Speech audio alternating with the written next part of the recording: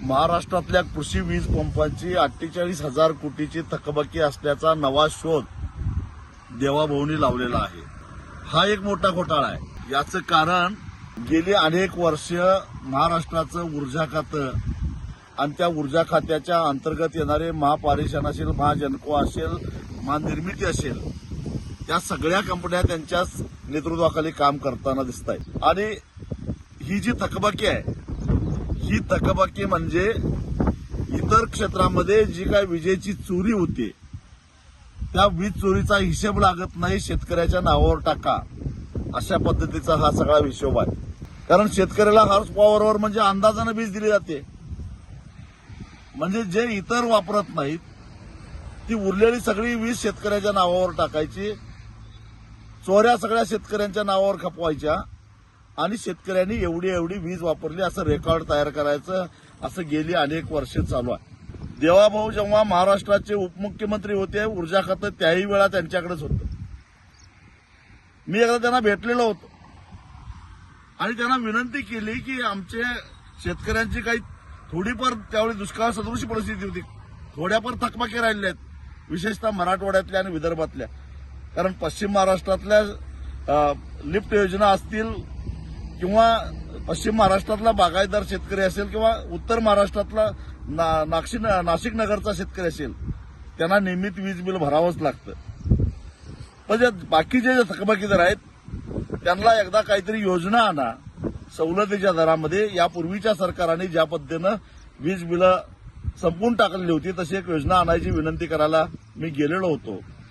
त्यावेळी देवाभाऊंनी सांगितलं की वीज बिल भरायची आवश्यकताच नाही, तुम्ही कशाला चिंता करताय.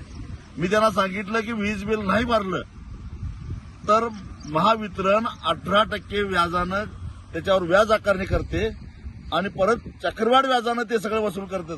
कारण हे 48,000 कोटी रुपये दाखवले आहेत, हे व्याजावर व्याज, व्याजावर व्याज, व्याजावर व्याज असं करत करत हे 48,000 कोटी झाले आहेत. आणि तेही शेतकऱ्यांनी न वापरले अत्यंत अल्प. तसं जर का इमानदारीनं हिशेब केला असता तर ही थकबाकी केवळ 7,000 ते 8,000 कोटी रुपये झाली असती. म्हणजे अन्य भागामध्ये झालेल्या चोऱ्यांचा 18% म्हणजे आज सावकार सुद्धा एवढा व्याज आकारणी करत नाही, त्या व्याजाची आकारणी करायचं आणि आता म्हणायचं की शेतकऱ्यांची आम्ही पाटी कोरी करावत आहोत.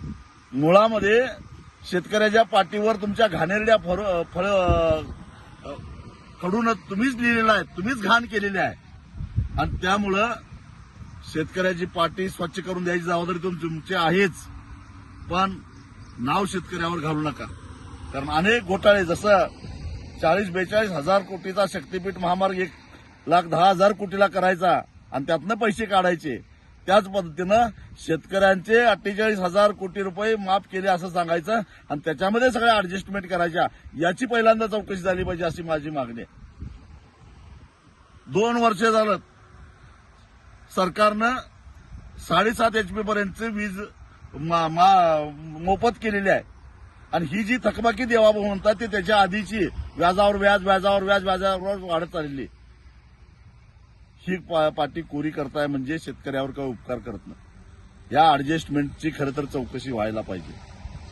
कारण हा सारा घोटाळा काय, तुम्ही शेतकऱ्याला दिवसा वीज द्यायच्या नावाखाली जे कुसुम योजना आणि अन्य योजनेच्या माध्यमातून जे सोलर प्रकल्प राबवलेले आहेत, त्यासाठी खरेदी केलेले सोलर पॅनेल त्याची खरी किंमत किती आहे आणि ते महावितरण महापारेषणच्या महाजनकोच्या माध्यमातून कितीला खरेदी केल्यात याची चौकशी झाली पाहिजे.